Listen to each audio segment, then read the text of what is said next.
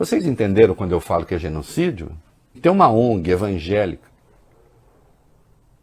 que está nesse meio aí. Vai lá. O jornal analisou dados do Portal da Transparência que mostram que durante os últimos 4 anos o governo Bolsonaro até que disponibilizou recursos para a população indígena.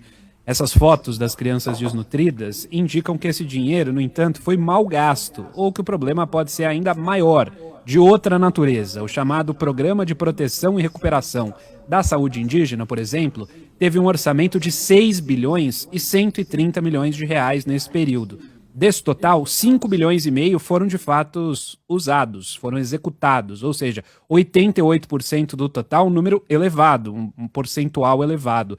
A entidade que mais recebeu recursos foi uma ONG evangélica chamada Missão Kaiowá, que diz na página deles estar a serviço do índio para a glória de Deus. Nesses 4 anos foram 872 milhões de reais enviados a essa organização sediada no Mato Grosso do Sul, quase o dobro da segunda entidade que mais recebeu recursos. E Yanomamis, ouvidos pelo jornal o Globo, disseram que a ONG até enviava médicos para a região, mas que eles sumiam em alguns meses. A ONG não se manifestou sobre a reportagem. Os indígenas também reclamam do plano de governo. Disseram que foi mal elaborado, sem ouvi-los e que privilegiava garimpeiros, deixando de lado a prevenção de doenças trazidas inclusive pela inserção do homem branco naquela região.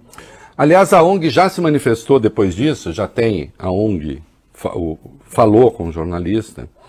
E aí é curioso, porque eles disseram o seguinte, Bob Furu e Avalio Bene, de fato a gente só contratava mão de obra, a gente não via se eles iam para lá. Terceirizava. Se estava sendo usado, não estava sendo usado. Então, olha só, 872 milhões para uma ONG, 872 milhões. Vocês ouviram direito? Eu não falei 872 mil. Não. 872 milhões em 4 anos.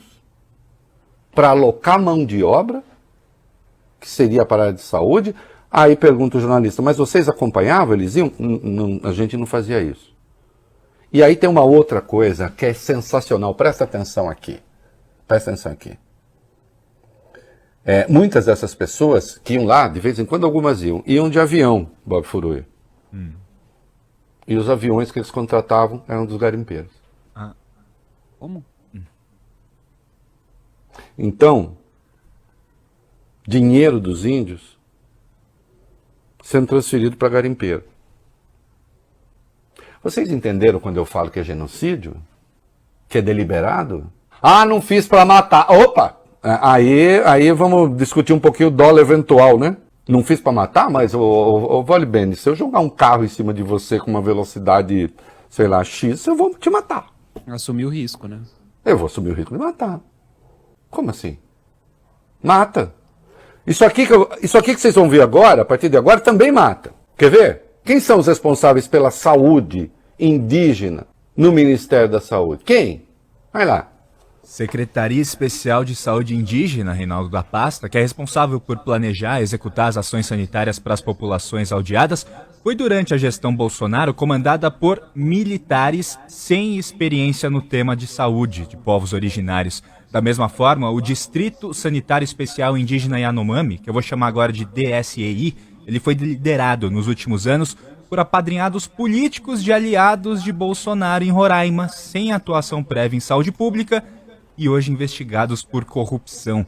Essas figuras eram as responsáveis pela gestão das ações de saúde no território quando começaram em 2021 os repetidos e intensivos alertas do Poder Judiciário e de entidades indígenas sobre a situação trágica que se observava, então, entre os Yanomamis, e que foi escancarada nessa semana com a declaração do Ministério da Saúde de emergência. Alguns desses ex-gestores do DSEI, eles são investigados pelo Ministério Público Federal e pela Polícia Federal por suspeita de fraude e desvio de recursos numa compra de medicamentos que abasteceria o quê? Justamente as aldeias Yanomamis.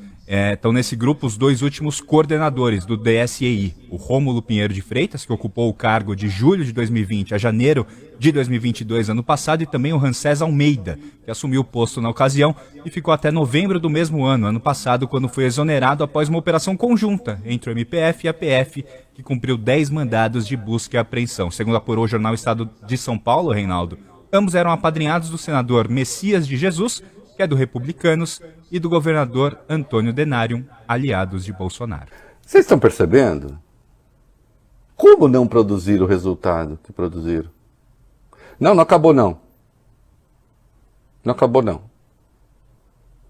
Esses nomes desses coordenadores, Vale Bene, como é que chegava lá? Como é que eles chegavam na FUNAI? Vai, conta pra nós. Nem passavam pelo Ministério da Saúde, vinham direto da Casa Civil, comandada no último ano por Ciro Nogueira, e ao ser nomeado, Ramsés Almeida, por exemplo, tinha como única experiência na vida pública, segundo a Procuradoria, o cargo de vereador do município de Mucajaí, em Roraima. Numa recomendação expedida no dia 30 de novembro de 2022, o Ministério Público Federal em Roraima chegou a pedir intervenção do Ministério da Saúde na administração desse DSEI por causa das graves irregularidades encontradas na investigação. No texto, o procurador Alisson Marugal afirma que os últimos 2 titulares do DSEI Yanomami eram agentes sem nenhuma experiência em saúde pública ou povos indígenas e que o traço comum a ambos é o estreito enlace com atores políticos locais, ou seja, relação próxima com políticos da região. Segundo o Ministério Público Federal, uma inspeção em julho de 2022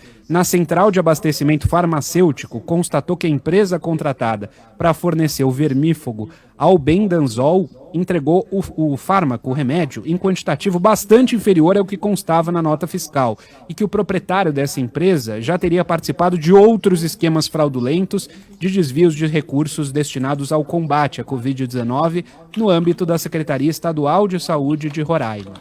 O Ministério Público Federal verificou ainda que foram apuradas irregularidades generalizadas no recebimento, no cadastramento e na distribuição de remédios contratados, impactando severamente o abastecimento de unidades básicas de saúde, polos base e casas de apoio ao índio, inclusive com indícios de que servidores desse DSEI estariam registrando dados falsos no Sistema Nacional de Gestão da Assistência Farmacêutica Horus Indígena, simulando a dispensação de medicamentos para as aldeias.